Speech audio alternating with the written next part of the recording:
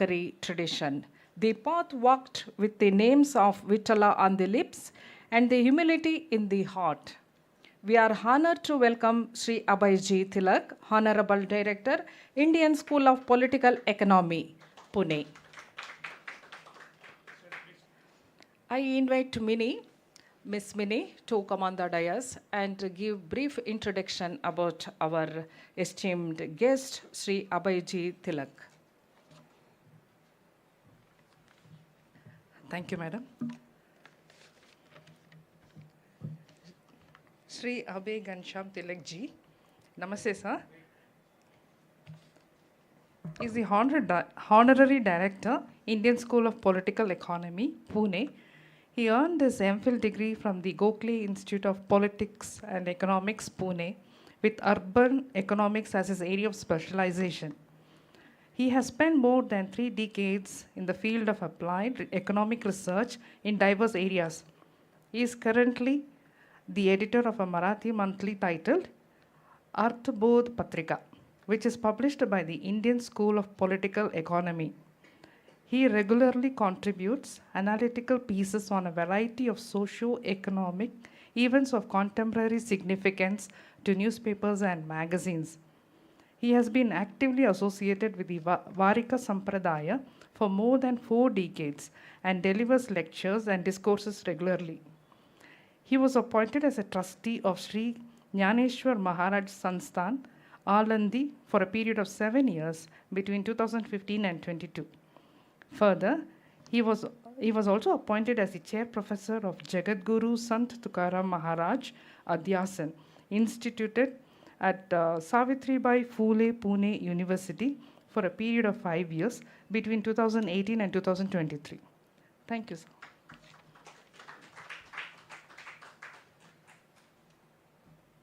Thank you, Mini. I request our director, Sri H.N. Suresh sir, to come on the dais to felicitate our esteemed guest.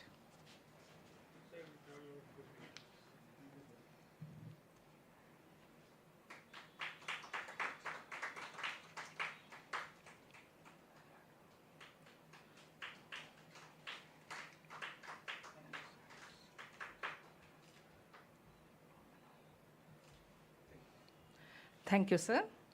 Sir, we invite you to offer your insights on this luminous tradition. Thank you, Dr. Rao, for those kind words. At the outset, I express my sincere thanks and gratitude to all the office bearers of the Bharatiya Vidya Bhavan for giving me this opportunity to be with you all on this dais. Now, before I begin, I want to make a humble submission. I've been born and brought up in Pune. And to be very frank, my proficiency in any language other than Marathi is limited. Although I've been accustomed to speaking from public podiums or on public platforms, my deliberations have largely been restricted to economics. This is my first ever attempt to be speaking with a learned audience about Varkari Sampradaya in English. See, every branch of knowledge has its own set of vocabulary, and one has to be well versed with that. So please be accommodative and large-hearted to accept whatever I can share with you with my limited language proficiency in English.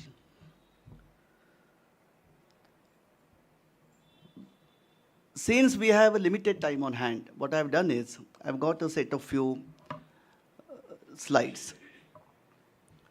The purpose being, this particular sect or sampradaya has a rich and glorious tradition of spanning at least last 1,000 years. And it is literally very difficult to summarize very concisely the various dimensions of this rich tradition. what I intend to do is at least define or put across the basic contours of this school of thought.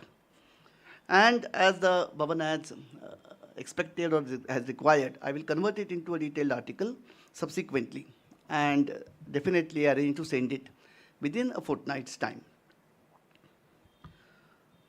Now, before we go into the nitty-gritties of Varkaris as a sect, I would like to first underline one basic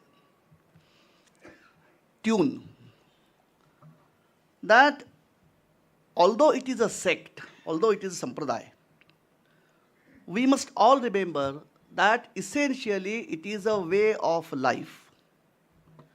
It is a particular worldview towards the interaction between an individual, society, and the ultimate consciousness, which is foundation of entire existence.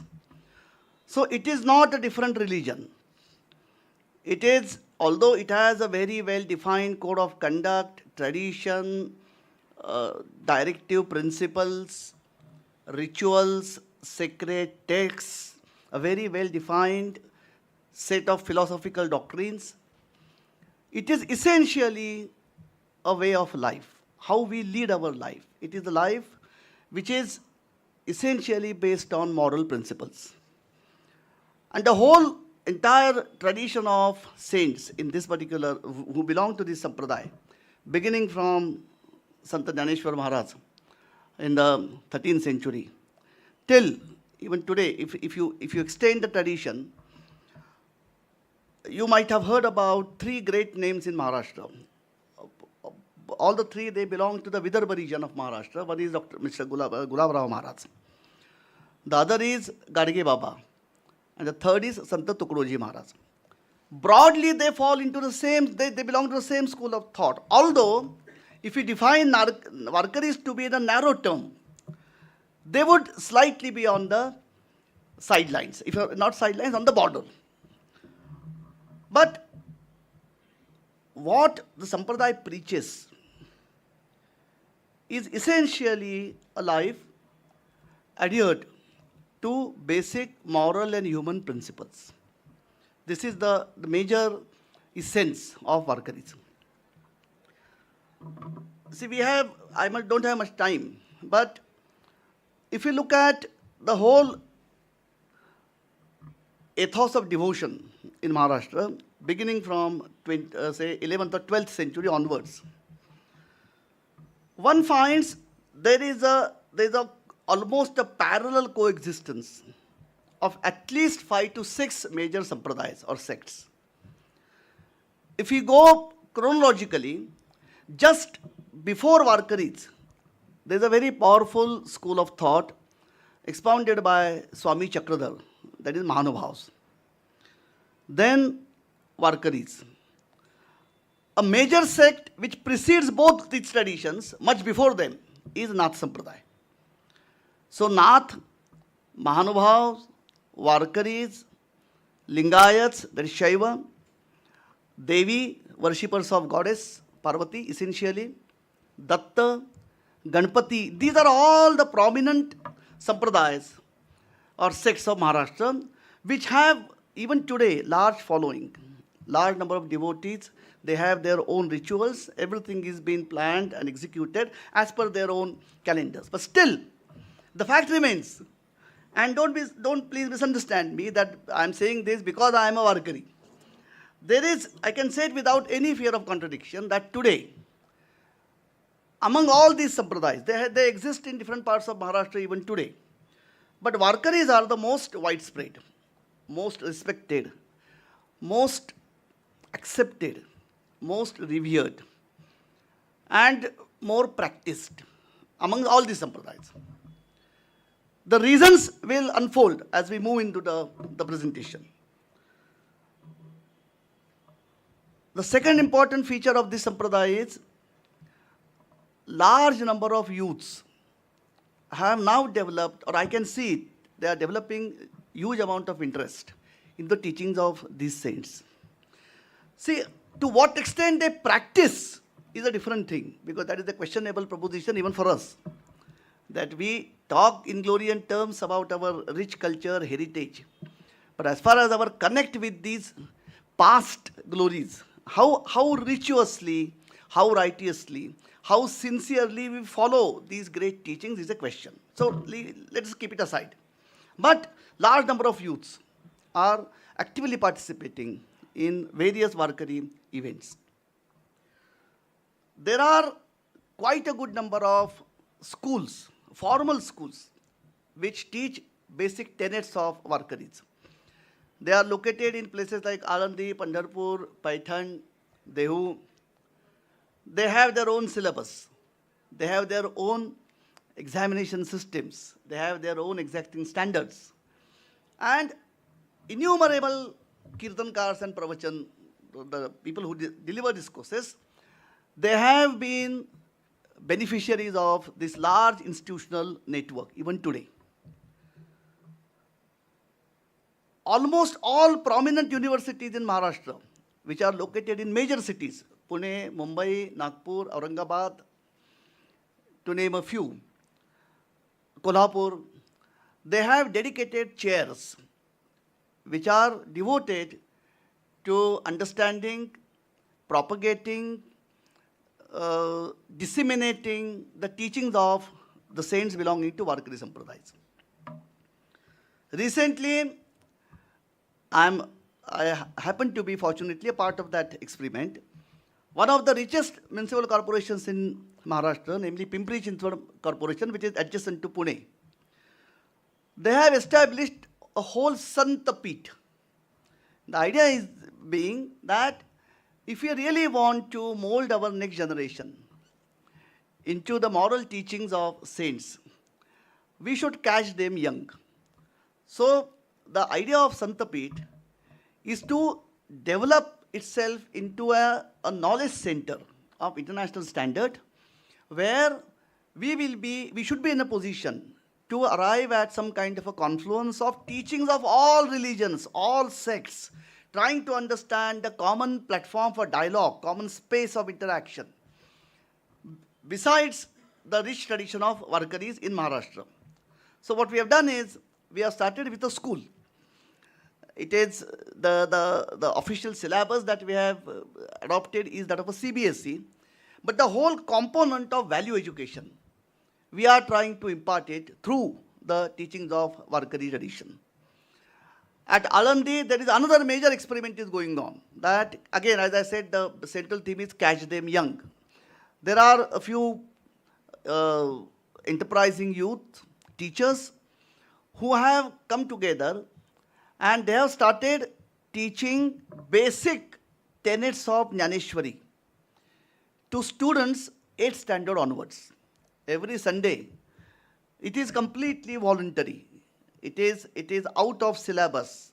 But the experiment has been going on for past about 3 years. And voluntarily, there has been huge response to this. The point that I am just trying to put across is that Varkaris today are one of the most well-settled, well-received sects of Maharashtra. So today I am just going to make an humble effort to at least put across some of the basic contours of this sampradaya. As I said, that it's a huge enterprise. I will not be able to do full justice to it.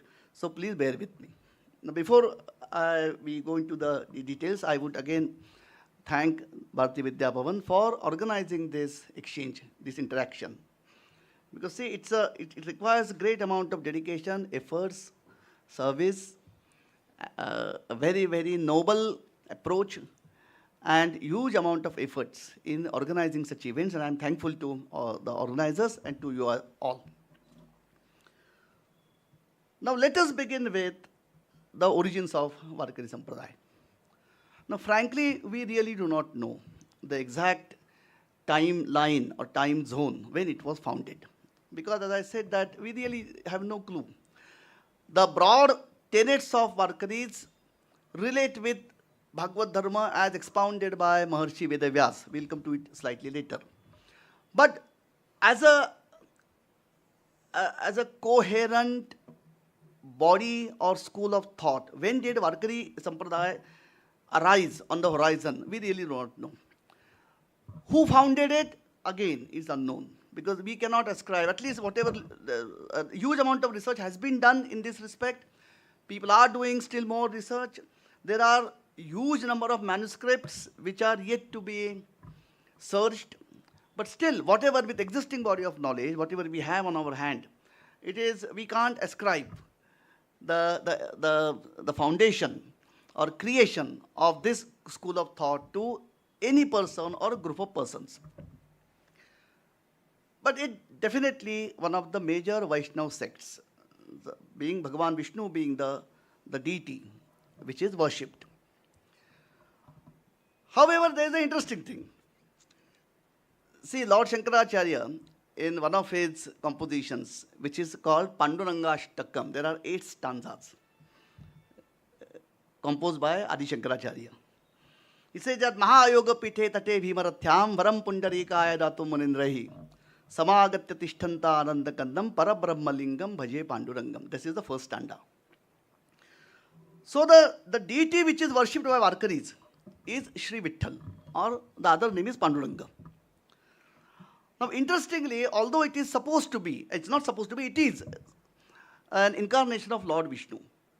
However, the interesting thing is, the name Vitthal doesn't appear either in Vishnu Sahasranam or in the 24 names of Vishnu which are uttered at the time of Sandhya Vandan, after the thread ceremony is performed. So, although it is, see, at least in our part or in this country, there are 3 major incarnations of Lord Vishnu. One is at Jagannath Puri, Lord Jagannath, who is described as Anna Brahma, because it's basically the food which is being served there. The other incarnation is at Tirupati. Lord Balaji is described as Kanchan Brahma, is a god of riches. And the third, on the banks of Bhima, that is Sri Vitthal, he is referred to as Nada Brahma, because he gets completely immersed into the nadam of tal, that is cymbals, and pakhwas.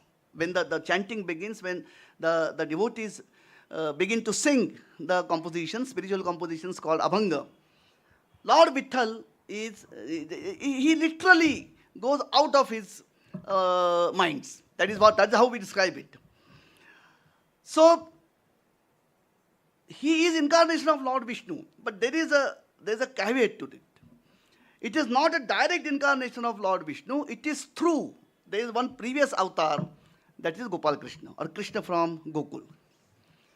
So, the link is Bhagavan Sri Krishna, Bhagavan Vishnu, his 8th incarnation, Krishna, Bhagavan from Gokul or Vrindavan, and he later adopts a form of Vitthal as he stands even today on the banks of Bhima.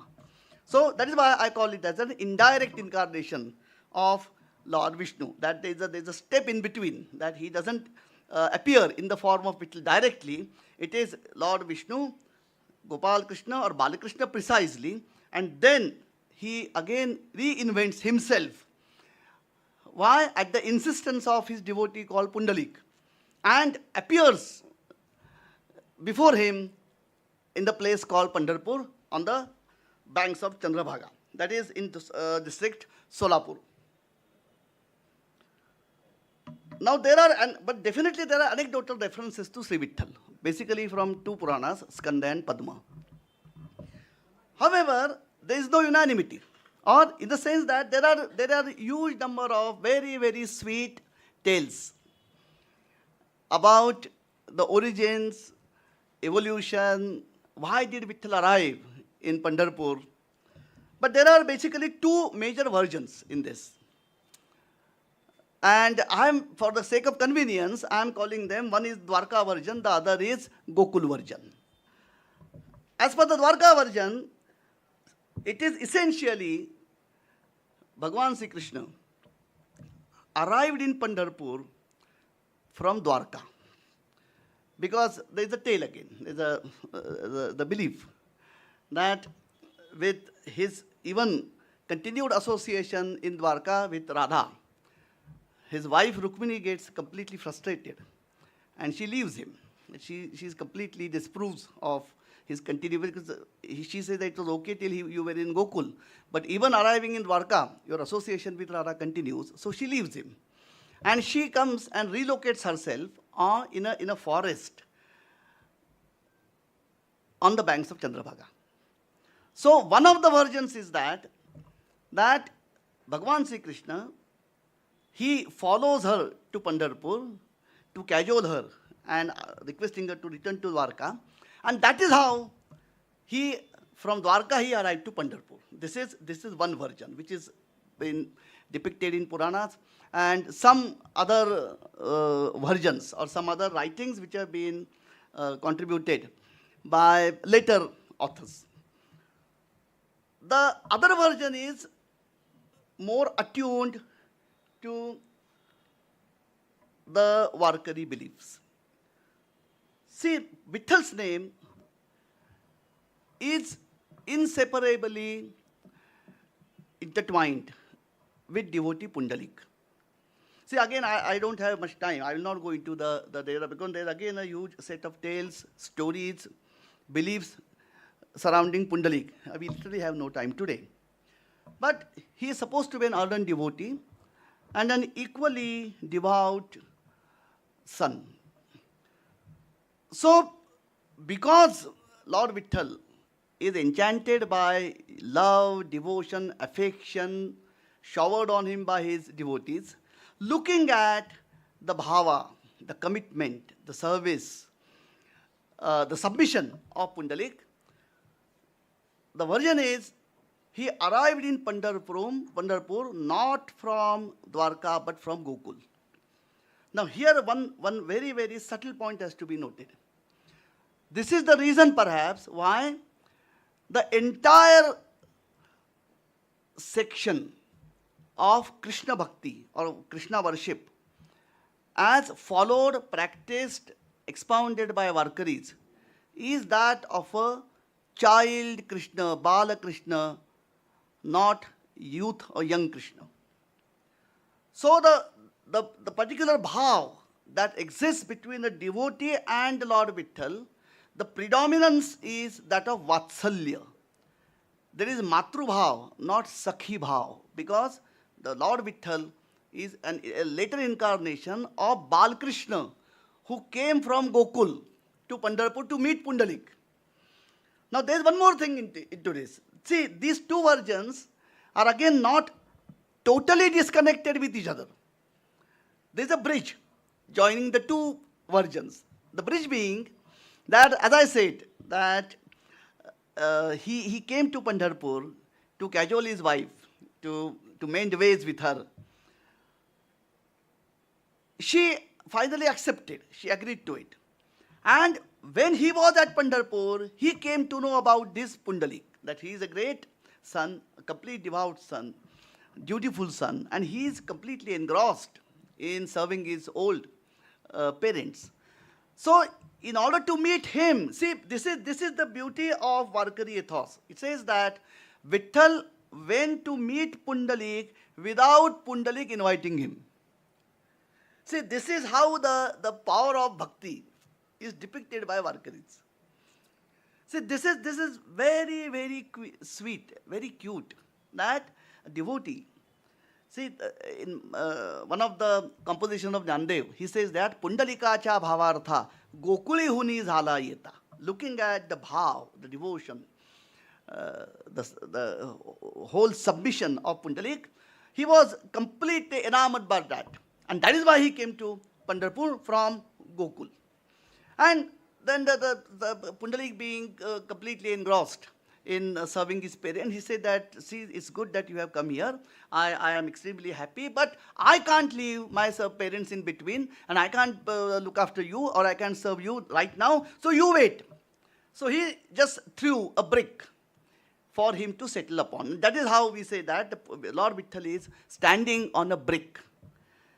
Ubha vitevari chandra bhage tiri. Vit Marathi is brick. This is how the whole story about Vitthal, that the deity which is worshipped by Varkaris, Lord Vitthal, he is the incarnation of Lord Vishnu, but via Krishna. And there are two versions, whether it is the adult Krishna or whether it is the Balakrishna. But a large part, or not large even, I would say that entire set of Abhangas composed by the whole range of saints, right from Nivrittinath up to Niroba, that is from 13th century to 18th century, the entire set of Abhangas, compositions which are devoted to Lord Krishna, largely are centered around explaining various plays, sports, gimmicks enacted by Krishna in Vrindavan and Gokul. There are by far very few references to adult Krishna.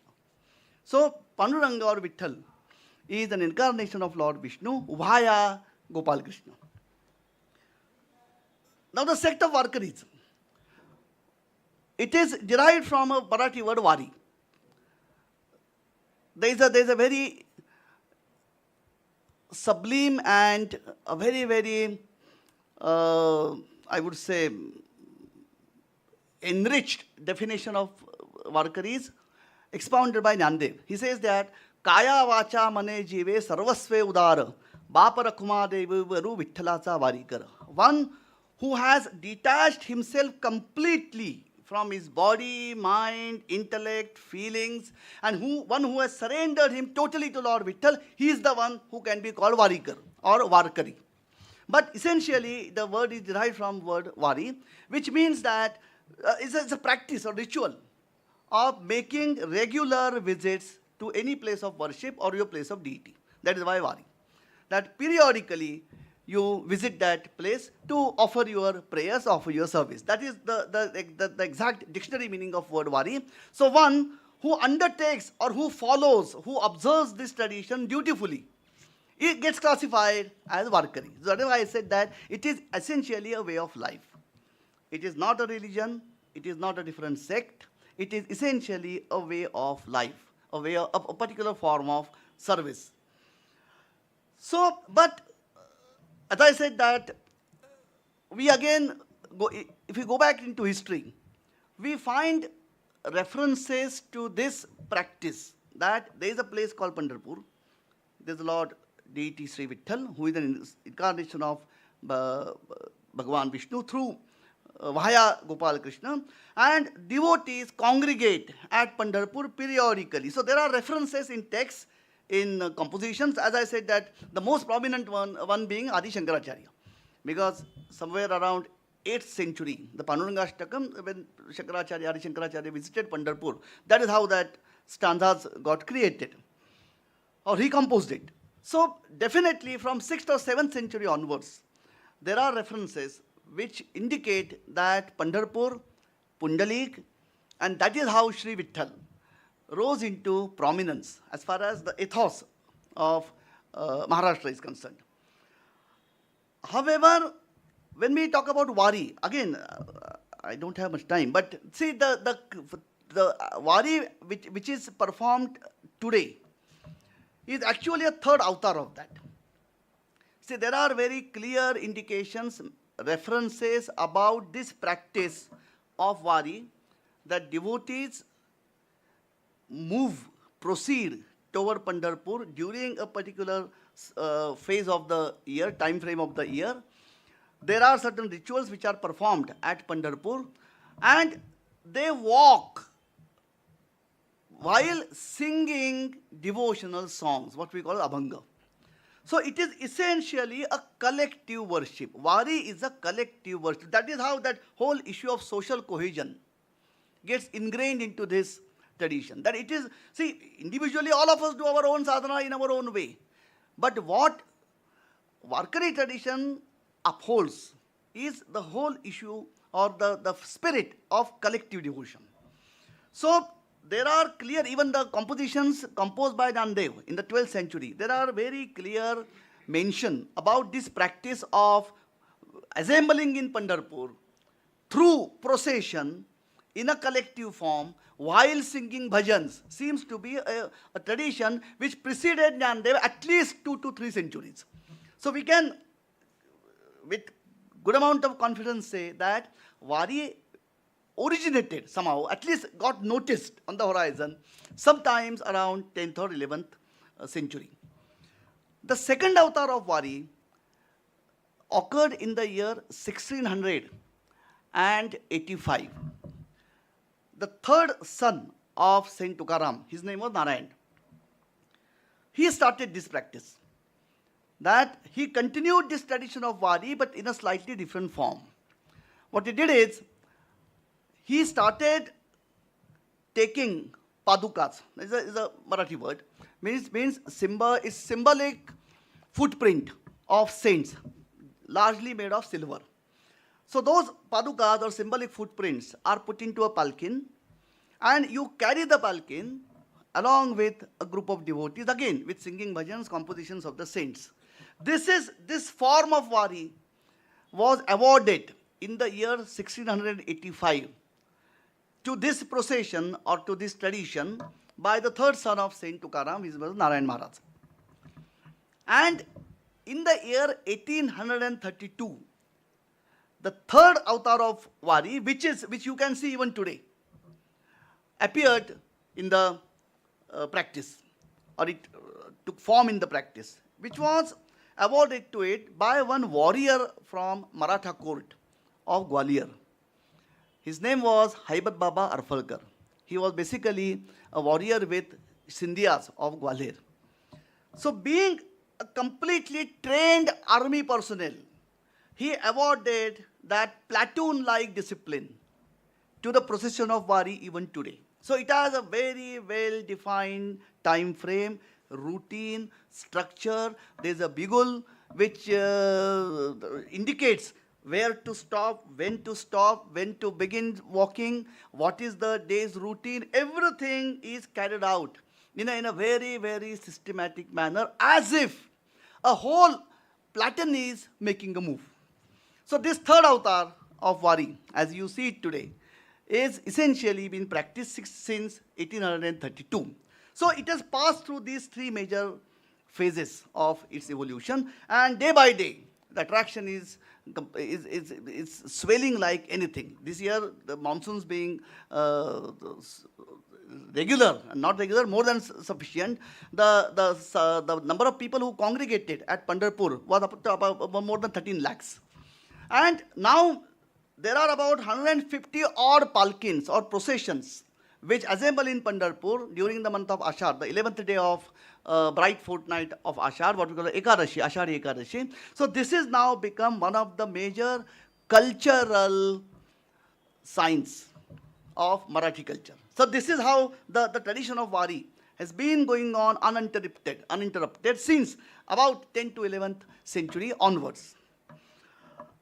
Now, who are the exponent saints? Now, you will have to please excuse me because this is a huge, large list. And I must admit that I really have no time, because each of these, if you really count them, I can name definitely at least 36 persons or personalities or devotees or saints in this tradition who have their compositions written by them, which are preserved, which are now being widely circulated today with multiple editions of their books, or what we call as the collection of abhangas called Gatha. Gatha means collection, is a Marathi word. Most of these compositions are rendered through bhajans and through kirtans. See, Varkari kirtan is a very unique form of not only devotion, but it's an ideal form or a very potent form of communication. See, Varkari kirtan is literally a dialogue between the kirtankar who basically narrates or expounds the inner meanings of the composition, and the surrounding people or his supporters who sing together. So it is essentially a two-way traffic. It is not a monologue. So most of these, all these personalities, beginning with Nivrittinath, I've given, see, when I submit the article, the details of these will be there. But the beauty of Varkari sect is it's completely open and all-encompassing, inclusive nature. Spirit is depicted here. I'll just quickly see, you know the major four siblings, Jnaneshwar, Santanivrtti, Jnandev, Sopan, Muktabai. They were basically, I'm now speaking this purely from sociological point of view. Please don't attach any other meaning to this. These four siblings were ostracized, decaste Brahmins. I'll not go into the story of that because that's again a long story. The next, Namdev Maharaj. Mr. friend from Punjab was there in the previous session. Namdev Maharaj is one who traveled up to Guman in Gurdaspur district in the 13th and 14th century, expounding the message of Bhagavad Dharma. He belonged to, he was basically a tailor by profession, by vocation, or by caste. Zanabai was, in today's language, was an SC, a scheduled caste devotee. Chokhoba and his wife Soirabai again were SCs from a small town near Pandharpur called Mangalvedha. Savta Maharaj, by profession, he was a farmer. Sena Maharaj, by profession, he was a barber. Narahari Maharaj, basically, he was a goldsmith. Next, in Goroba Kaka, he was a potter in Usmanabad, or now it's been, the district has been renamed as Dharashiv in Marathwada region of Maharashtra. Bhanudas Maharaj, a great grandfather of Saint Eknath, was a Brahmin. Tukaram Maharaj was basically a Maratha. His younger brother Kanoba was a Maratha, basically a moneylender, farmer, trader, a very well established family in a small town of Dehu near Pune. Bahinabai, so this lady is remarkable. I really have no time. She led a remarkable life. You won't believe that she was married at her age of 3 to a widower who was elder to her by 27 years. She was married to a person who was 30 years of his age when this girl was barely 3. And she was a devout bhakta right from her inception, and her husband was exactly opposite that. So it's a remarkable lady, and she has close to about 400 compositions, abhangas on her name. She was a Brahmin. Niloba, again, Niloba and Bahinabai are the disciples of Tukaram Maharaj. Both of them are Brahmins. Now, why did I mention the caste? Because just to highlight as I said, the inclusivity. See, there is a beautiful couplet by Tukaram. He says that Tuka mane nahi jati save kama, jache mukhi naam tochi dhanya. He says that I have nothing to do with your caste. What varna, what religion, what caste, what profession you belong to is entirely immaterial as long as you chant name of Bhagwan. If you indulge yourself into chanting, your physical parameters of existence have no relevance in this area of bhakti. This inclusivity is one of the major reasons why Varkari Sampradaya has penetrated along width and breadth of Maharashtra, even today. In all sections, all strata of population, sociological, political, economical, cultural, educational, everywhere you won't find even a single village in Maharashtra. I'm not overstating this fact. I'm not exaggerating. Where at least once in a week, there is some gathering, some function, some event in one of the temples, either a weekly bhajan or a weekly kirtan or some program, some or the other program, basically following Varkari teachings. So this is one of the major reasons that being so inclusive, so flexible, as far as tenets are concerned, Varkaris have maintained their, in this sense, a spiritual prominence and its impact on the societal mind. Having at least acquainted ourselves with the names of saints, these are some of the sacred places where waris are conducted periodically. Pandharpur being the, I would say, the capital. Then Mangalvedha, the place where Chokoba hailed from. Aranbend is again a small village near Pandharpur where the Sautamali, he belonged to this place called Aranbend. Alandi, you know, perhaps, Jnaneshwar Maharaj. In fact, yesterday itself was a very pious day. Kartik Vadya Trayodashi, the 13th day in the dark fortnight of Marathi month of Kartik, Nyandev attained Samadhi. So last 5 days, there was a huge congregation at Alandi. So Alandi, Saswad, again a place where younger brother of Nyandev, Sopandev, he attained Samadhi at Saswad, about 30 kilometers from Pune. Dehu, a place where Tukaram and his brother hailed from. Trimbakeshwar is the place where the eldest brother in the four siblings, Saint Nivruttinath, he attained Samadhi at Trimbakeshwar near Nasik. The Ter Dhoki, Mehun and Muktai Nagar, the place where Muktabai, the youngest of the four siblings, she attained Samadhi at Muktai Nagar. Ter Dhoki, district Dharashiv, where Goroba Kaka hailed from. Paitan, Santa Eknath. Shivur is a place where Bahinabai finally spent her last days at Shivur. And Pimpalne is a place, a small taluka place, not even taluka place, in Pune, district Pune, around about 70 kilometers from the city of Pune, where Nirobarai, he hailed from Pimpalne. So these are the places where regular congregations are arranged or they get organized voluntarily. Now this fact, again I must emphasize, see, all these varis are purely voluntary exercises. There is no compulsion, there is no invitation. It is essentially your own inner urge to meet your God or meet your saint. Which are the foundational texts for Varkaris? Essentially two, Srimad Bhagavad Gita and Srimad Bhagavad. Now here I must mention one more thing. See, Dhaneshwari is the first ever commentary on Gita language other than Sanskrit. So all the Prakrit family of languages, Nyandev's commentary on Dhaneshwari, on Gita, namely Dhaneshwari, is the first ever commentary outside Sanskrit. Later on there are many versions of that. As far as Bhagavad is concerned, this is the beauty. See, Eknathi Bhagavad, that is a Bhagavad, a commentary again contributed by Eknath Maharaj. See, he chose the 11th skanda of Bhagavad. Dasham skanda is all Krishna Leela. 11th skanda of Bhagavad is a narrative, or it's a dialogue between Bhagavan Krishna and his nephew Uddhav, where basic tenets of spirituality are expounded. So Eknath Maharaj chose that 11th skanda for his commentary.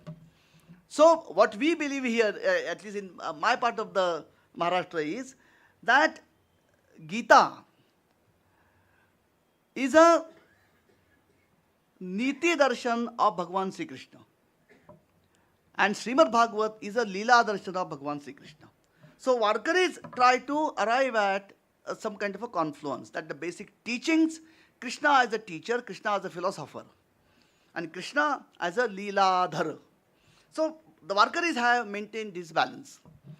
Composition, so these are the foundational texts. Dhaneshwar Maharaj composed 3 basic texts. Dhaneshwari being the commentary on Gita. By every stanza he has made commentary, a very detailed elaboration. Amritanubhav is a stand-alone thesis contributed by Nyandev. It is essentially, he expounds the basic tenets of Kashmiri Shaivism, because see, he belonged to the Nath Sampradaya. There is one composition by his elder brother Nivruttinath, where he has narrated his entire lineage.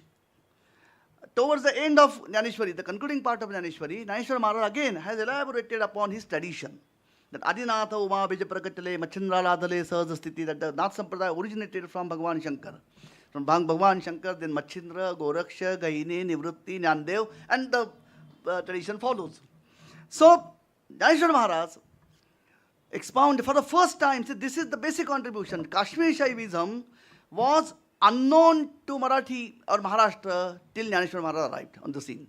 He was the first person to, and through his immense intellect, he merged the basic tenets of Shaivism with that of basic principles of Bhagavad Dharma so beautifully I can't, I really have no capacity to explain it in English or even in Marathi for that matter. But Amritanabhav is a standalone treatise by Jnandev. And Sangdev Pasashti again is again a rendering of tenets of Shaivism in the form of formulas, 63 formulas. To put it, translate literally, it has been essentially a letter written to another yogi called Sangdev. I'll not go into again the details, the story part of that. But these are some of the basic texts, and essentially the Abhangas, composed by all saints. As I said that if I begin describing the contribution, writings, the beauty, the message of each of the list which I just depicted earlier, it will take at least a full day. I'm not going into that. But all the compositions which we call as Abhangas, they are in Marathi, they are in what we call as Khadi Boli Hindustani. A large part of compositions basically by Namdev Maharaj, Tukaram Maharaj, even Eknath Maharaj are in Hindi of 13th century, what they call it Khadi Boli or Hindustani. So these are basically the text, basic texts or foundational texts which are followed by all Varkaris. Now there is a set of moral conducts for every Varkari. Means these are all what we call the external qualities or attributes or code of conduct or guiding principles that a person who proclaims himself or herself to be a Varkari, he has to first undertake Vari. Now there are 4 Varis, 4 such periodical visits which are supposed, every Varkari is supposed to take or supposed to observe to Pandharpur in the months of Ashad, Kartik, Magh and Chaitra. Out of this, the Ashadi Vari is a procession which is undertaken on foot. It's a grand procession, grand congregation. It's actually, see, I'm an ordinary student of urban economics. If you ask me to describe that whole the procession on foot from Alandi to Pandharpur or Dehu to Pandharpur, which takes about 16 to 17 days, and the whole procession, which I think accommodates about more than 2 to 3 lakh people every day. It's a mobile city. The whole group of 2 to 3 lakh people, they begin walking at 6 o'clock in the morning and reach their destination by 6 or 6:30 in the evening. And the whole city is a mobile city of 3 lakh people who settles there, they cook their food, they discharge all their bodily needs, duties. Next day, they begin again walking. So it's a mobile town. This is the ideal and the biggest procession among our biggest yatra among these 4. So a Varkari is supposed to at least make 4 visits to Pandharpur. If not 4, at least 2. If not 2, at least 1, that is Ashadi, that is on foot. Then he is supposed to observe fasting on every Ekadashi, that is the 11th day of both the dark fortnight and the bright fortnight of the month. Wear a rosary made of basil beads. He is required to shun non-vegetarian food and alcohol. And most importantly, see, these are, I must say that this is the peculiar, I might come to it slightly later, but the concept of bhakti as expounded by Varkaris is inseparable from basic morals. I'll quote one OV or one couplet from Jnaneshwari. Nandev says, Jaya bhakti chi ye tuli priti, te kaivalyate paravte saramanati, Jayanse Leelam Maji Niti Jiyali dise. That Lord Krishna tells Arjuna, only that person, whether he or she, he can be described as true devotee if even his trivial, spontaneous actions throughout the day adhere to high moral standards. Then alone he can be described as a bhakta, as a devotee. So a very strong adherence, commitment to practicing morals is essence of bhakti as expounded by Varkari. So a Varkari who becomes a Varkari or who accepts that or he proclaims he or she to be Varkari, he has to be, he cannot be seen or involved in bigotry, adultery or corruption. in fact, I'm tempted to quote one more quote. Tukova, see how it is closely related to our material way of life. That's why I said that being a worker is a way of life. Tukova, in one of his Abhangas says, Sakari vachuna, khane anuchita vetana. Now, see how it is directly relevant even today to all of us. See, I am a person who has, basically I am a servant, or I'm a worker or an officer in any factory or any company. Tukova says that it is improper to assume salary or monetary reward for something for which you have not put in adequate efforts. Chakari vachuna, chakari means service, nokri. Khane anuchita vetana. It is improper to expect monetary reward if you have not done justice to your job. Now, every time when I am sitting in my office and when I start attending my personal calls on my mobile, or when I start checking my WhatsApp, I am reminded of this couplet. That when I am sitting in my office, I am supposed to be completely devoted to my job or my duty on my hand. How much time I am spending in attending to my personal phone calls, Tokuva says that it is improper. You cannot be called a true worker. Sakari vachuna khare anuchita vetan. So it is essentially a morality. An emphasis on moral way of leading life. So, now having described the exterior parts of the Sampradaya, now I have about 3 or 4 slides. Yeah, I think I'll take, Tulsidas ji, I might take about 5 minutes of your time. So please bear with me. No, it's unfair to him because I can't encroach on his time. But there are about 4 or 5 slides which I have largely devoted to what is the philosophy, what is the worldview of Varkaris. The first, it is a beautiful confluence of 2 major schools of thought, Vedanta and Agama. In one of the Abhangas, Tukoba describes Vitthal as something, the beautiful lines, Vitthala Amuse Jivan, he is my life, he says, that I can't imagine life without Vitthal. But who is he? Agama Nigamatse Sthana. These 2 parallel schools of thought in this land of Vedanta and Agama. There is Shaiva Agam, there is Vishnu Agam, there is Devi Agam as well.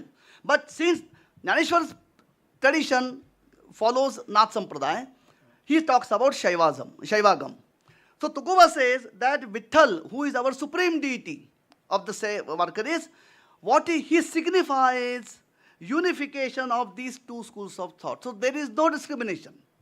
There is no enmity between these 2 ways of looking at world.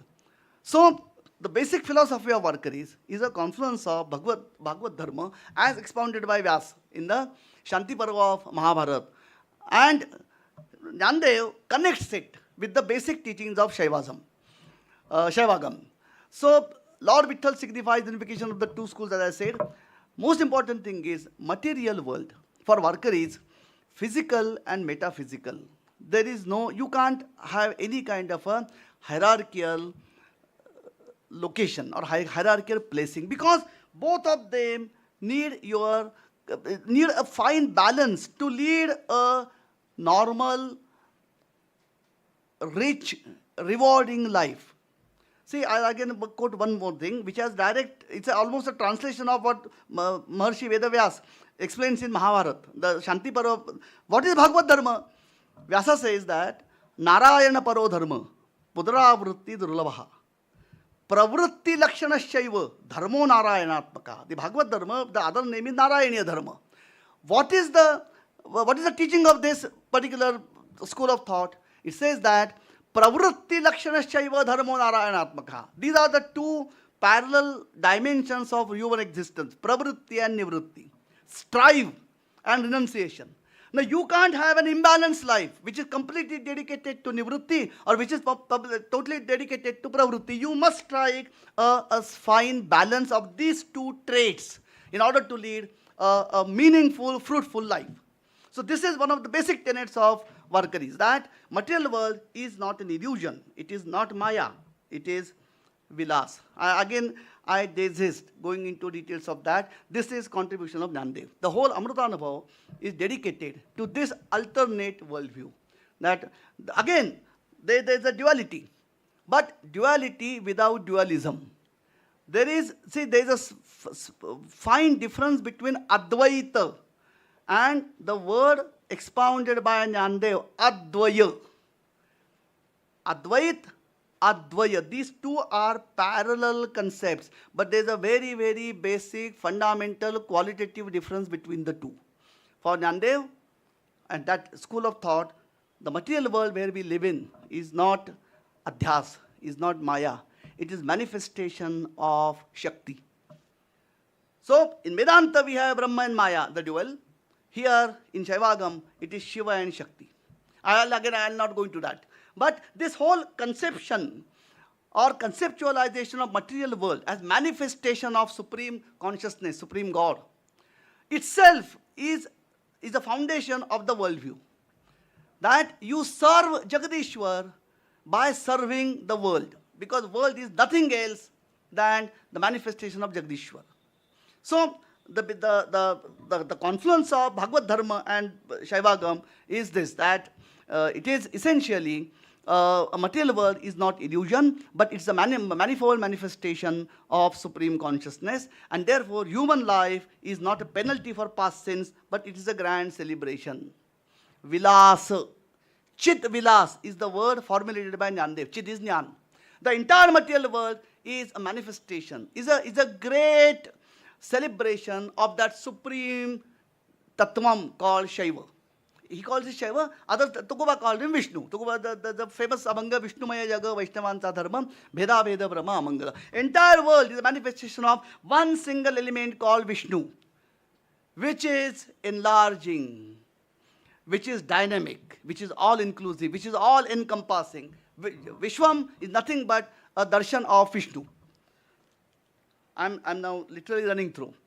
Adherence to the essence of Bhagavad Dharma, expounded by Vedavyas in Mahabharata, said that pravrutti lakshana shaiva dharmo narayanatmaka. The pravrutti and nivrutti, one has to strike a fine balance in one's daily life. And in this sense, Varkaris are truly secular in this respect. Now please don't misinterpret secularism as it is understood today. If you go to the basic dictionary meaning, secular means one who has a decent minimum respect towards material existence. There is one whole Abhangava of Tukoram devoted to describing human body. Human body is essential as an instrument for, again, striking a balance between pravrutti and nivrutti, prapancha and paramartha. You can't do Sharidadhyam Khalu Dharma Sadhanam, same thing. I'll again not explain this. I'll be going to. Okay, the concept of bhakti. This is again one of the major peculiarities of Varkaris. The Bhagavad Dharma and the bhakti, as expounded by Bhagavad Dharma, has two dimensions. One is chanting, namasmaran, recitation. The other is loka sangraha. Even this word appears in the 3rd chapter of Gita as well. It becomes an essential duty of an enlightened soul called Santa, that it is not adequate, it is not sufficient, that he alone attains enlightenment through his sadhana. Then even after that, even if he is emancipated at an individual level, he has a duty to perform towards society. He cannot escape that. There is a beautiful couplet by Nyandev. Nyandev, dekhe praptartha dhale, je nishkamata pavale, Tayahi kartavyase urale lokalagi Arjuna. You might attain a status of mind which can be described as nishkam. You have nothing to add, nothing to earn more in your life, but that does not mean that you shun samsara, you renounce everything and take sannyas. No, that is not permitted. It becomes your responsibility. Margadhare vartave vishwahe mohore lavave alaukika nohave lokaprati. Then it becomes a responsibility, a moral duty of an enlightened person to lead society on pious path. He has to lead a life which in itself becomes a learning, a lesson for the society to follow. He cannot go away from material world. It becomes his responsibility. This is how a sainthood is described by Varkaris. Saint who devotes himself to the service of society. He has attained emancipation. He is an enlightened at an individual level, but that is incomplete. One who attains enlightenment and after that devotes himself to selfless service to society alone is fit to be described as saint. This is how saint is described. And why? Because the basic worldview is a confluence of this balance between the individual side, that is Namachintan. Why Namasankirtan? To cleanse your heart. Purity of heart and then service to society are the two twin qualities of Varkaris. The way Varkaris define saints. Quickly, practicing bhakti implies total commitment to moral values. What counts is purity of heart and not ritual spirit of society. I'll just mention one, because say I'm tempted, being a little kirtankar, I can't desist. So there's a beautiful couplet by Tukaram. He says that, Tirthasi जाऊनी तुवा काय केले, charma prakshalile vari vari. He says that he asks question that say you go to a holy place, you take a dip into holy water. Do you realize that by taking a dip into water, you have cleansed only your skin? Have you ever looked at your mind? The mind was and is as dirty as it was. So what matters is whether you devote yourself to cleaning your thought process. See, these are all very subtle things. One whose even spontaneous actions are personification of morality alone is deemed to be a bhakta. I will quickly go through this because, okay, the last 2 points, this one, I'll say, the point number 3 and 4.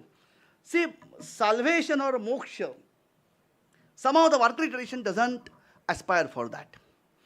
Because every birth or every new, the cycle of birth and rebirth is in a way an opportunity. Varkaris look at every new birth as an opportunity to serve God. So there is no, they are not feared. They are not afraid of Punarapi Jananam, Punarapi Maranam. Please don't, what I am saying is, I pray to you, don't juxtapose these two schools of thought as opponents of each other. These are two parallel, these are two different ways of looking at world. Whichever is you prefer or whichever attunes to your taste, you follow that. Varkaris say that moksha, look at, remember recollect what Vyasa says. Pravrutti lakshanascha, it is pravrutti, but punaravrutti durlabha, one who adheres to the principles of Bhagavad Dharma, rest assured that salvation is given to him. He doesn't have to strive for that. It is a gift. It is ever ready for him. In fact, Tukoba says that moksha doesn't, the devotee or the Varkari doesn't have to wait for moksha. It is the moksha who awaits when he can meet Varkari. See, these are, everybody has a liking or a penchant for decorating your own tradition or your own school of thought. This is how. But the thing is, the Varkaris define moksha into completely in a different dimension. Elimination of ego is the moksha. In one couplet, Tukoba says that Tukamane moksha dekhilya kalasa tatkalachi nasha ahankarasa. The moment you are able to eradicate your ego, that is moksha. It is to be attained in this very life. It is not to be attained after death. It is not a afterlife state. It is a state which is to be experienced, aspired for in this life. And last, so today, what it really means to be in real life, to be a Varkari, one who leads a normal life with heart full of warmth and empathy, observes benevolence. He does not harbor ill will or enmity, respects every living being, living and non-living creature, extends a helping hand to the needy, deprived. जे का रंजले गांजले ते असी मने जो आपुले तोची साधू ओळखावा देवते Techi जाणावा. Tukoba says this, that one who offers his services to helpless, downtrodden, eliminated, alienated, he is the one who is deemed to be fit as a sadhu. Then discharges duties with diligence, because it is devotion through karma. And the last is refrains from immorality. So to my mind, that is why the point where I began, I come and stop there, that Varkaris as understood, as practiced today, since 11th century onwards, almost 1,000 years, is essentially a way of life. It is a sect It is Sampradaya, as I said, with standard code of conduct, principles guiding uh, do's and don'ts, but still it is essentially a very, very pious life, devoted to social service with emphasis on clean heart and total commitment to morality. And therefore, I, as a someone who has been associated with this sampradaya for past about more than 4 decades, I think this is the simplest sampradaya to follow, and at the same time, the most difficult one to, as far as your action is concerned. Thank you. Ram Krishna Hari.